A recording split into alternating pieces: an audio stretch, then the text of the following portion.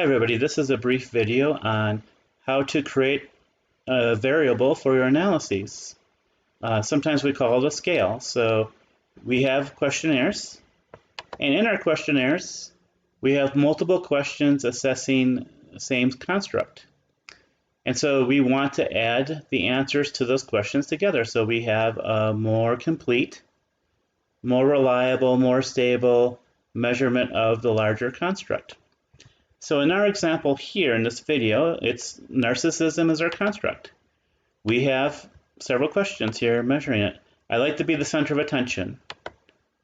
I'm a born leader. I find it easy to manipulate people. So all of these are about narcissism.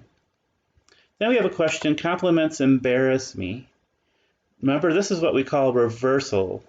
So if somebody says, yes, compliments embarrass me, they're actually low on narcissism. So it's a reverse. High on the question would be low on our construct. And vice versa.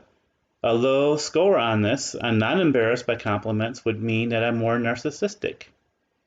So low means high on the construct, and high means low on the construct. So we have to reverse those scores so that they're in the correct direction. That high would now mean high and low would mean low.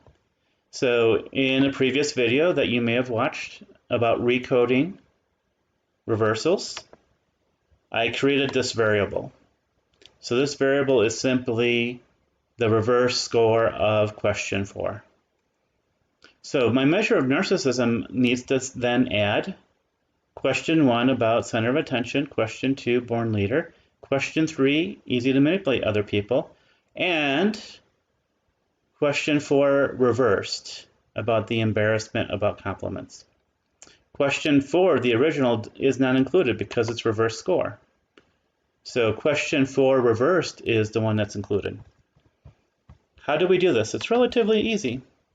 So we simply just go to transform, compute variable, so that allows us to add those questions together for everybody in our sample so they have a score on narcissism. So real quickly, we have to name the new variable, and so I'm going to call it narcissism because that's what my scale is measuring, is narcissism. And all we simply do is we just simply need to click over each of the items. So center of attention, the first question. Remember, I'm going to add these things together to measure narcissism, so I'm going to press the plus button. Born leader goes over there. Remember the plus button? We're going to be adding these things together. Easy to manipulate other people. Put it over there, question 3. Don't forget to add. Remember, we don't want question 4, that's reversed. So the question 4 reversed is the one that we want to include in our list.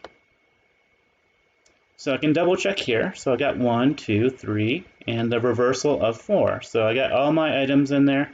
And what's really nice is all I need to do now is just say OK. Go ahead and do it, SPSS.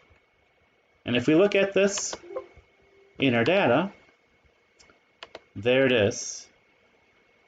Everybody except for the people that had missing responses for one of these items now has a narcissism score.